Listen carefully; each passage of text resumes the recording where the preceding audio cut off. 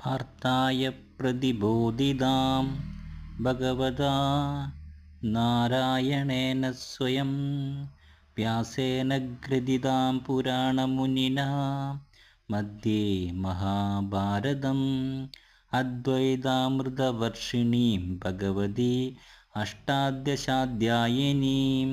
Amba ത്വമാനുസന്തതാമി ഭഗവദ്ഗീതേ ഭവദ്വേഷിണീം.